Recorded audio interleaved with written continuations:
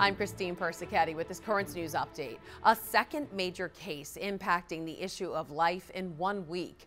After being sent back down by the Supreme Court, a New York court reconsiders a mandate for insurance coverage for abortions by religious groups. Currents News' Jessica Easthope reports.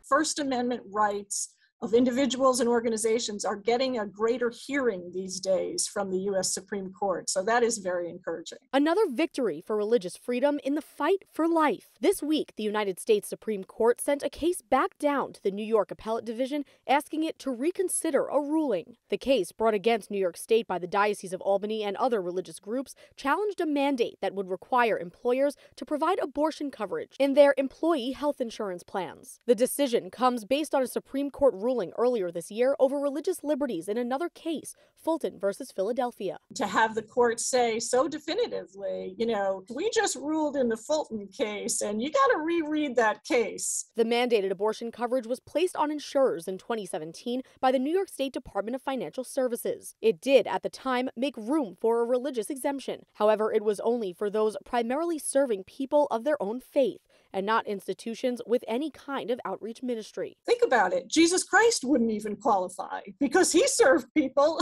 of all faiths and no faith at all. The appellate division will now have to rehear the case and decide if the Diocese of Albany and other groups will be exempt. Sending the case back down showed promise for religious leaders like Albany Bishop Edward Scharfenberger, who said in a statement, quote, "We are gratified and grateful that the Supreme Court has recognized the serious constitutional concerns over New York State's heavy-handed abortion mandate on religious employers." If the appellate division rehears the case and still rules against the plaintiffs, it's possible the case could go to the United States Supreme Court. Jessica Easthope, Currents News. This action is happening amid two other major abortion cases. This week, the court took up the Texas 6-week abortion ban, looking at the merits of the law, which allows individuals, not the government, to sue anyone who aids in an abortion. On December 1st, the court will take up a broader Mississippi case. That one directly challenges the constitutionality of Roe v. Wade. The Supreme Court Wednesday taking up another big constitutional issue, and this one looks directly at gun rights in the state of New York, but could have national implications. The justices hearing oral arguments about a long-standing New York law that prevents people from carrying handguns in public for self-defense. Reports are the law got a chilly reception from the conservative-leaning court. It's been more than a decade since the High Court has decided a major Second Amendment case. As for gun-related crime here in the city, the NYPD reports 382 gun arrests for the month of October, and it brings the total number of gun arrests for the entire year to 3,808 as of October 31st. That's nearly 14% increase compared to the first 10 months of 2020. During a spate of mass shootings in 2019, the U.S. Conference of Catholic Bishops issued a statement called Responses to the Plague of Gun Violence. They called for, quote, common sense measures of gun policy, which the bishops say they've historically supported, including a ban on assault weapons, universal background checks, a federal gun trafficking bill, regulation on handgun sales, improved mental health interventions, safety measures, and an honest assessment of violent images and experiences in our society. We have a winner in New York City's mayoral election. Former NYPD captain and Brooklyn Borough President Eric Adams is set to be sworn in as the 110th mayor of New York.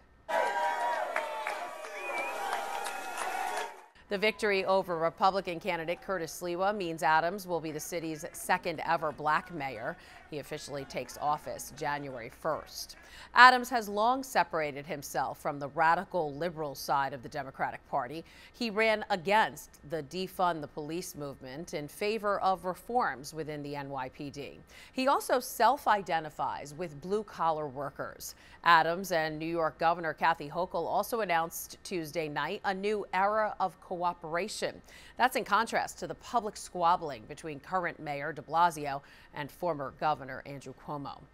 Along with the mayor's race, several city council seats flipped, including Bayside's District 19. That's where Republican Vicky Palladino, a Catholic with a history of supporting pro-life initiatives, pulled out a tight victory over establishment Democrat and former state Senator Tony Avella. The little ones are screwing up their courage, rolling up their sleeves, and taking their jabs after the CDC approved the COVID vaccine for kids age 5 to 11 Tuesday night. The Pfizer doses come in a special orange-capped bottle and are 1/3 the amount given to adults and kids 12 and older. At least 8,300 American kids in the 5 to 11 age group have been hospitalized with COVID. 94 have died from it. For more information on vaccines for kids and teens, log on to cdc.gov/coronavirus. The pandemic didn't stop the flood of migrants who braved the Mediterranean in search of a better life. So a priest who works with Italian immigrants in Spain took his ministry to the open waters. Father Luigi Usubelli says he saw an entirely different category of migrants after an eye-opening few days at sea. You can't just stand by when you see that. You can't just watch. You have to act. This is what he saw, a wooden boat carrying 70 migrants, including 4 children and 6 women, floating in the Mediterranean Sea. And Father Luigi Usubelli jumped into action, helping to pull them on board a boat used by the Spanish nonprofit Open Arms. This was a very special experience, being in the middle of the sea and seeing firsthand the boldness of these people who hop on a boat without resources and wait in the middle of an agitated sea is a powerful experience. The humanitarian agency helps to rescue those who are abandoned in international waters, trying to flee wars, persecution, and poverty. But it says thousands of them are dying, trying to reach a safe shore. That's why Pope Francis visited Lampedusa in 2013, shortly after his election.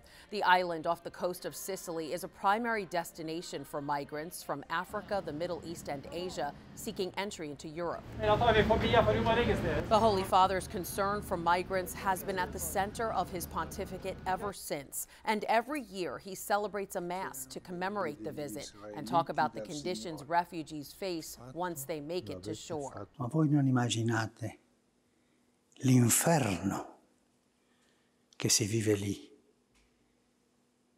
nei quei lager di detenzione. E questa gente soltanto veniva con una speranza. 7 years after the Pope's visit to Lampedusa, a global coalition of nonprofits has designated July 8th International Day of the Mediterranean Sea in an effort to raise awareness about the plight of migrants and refugees.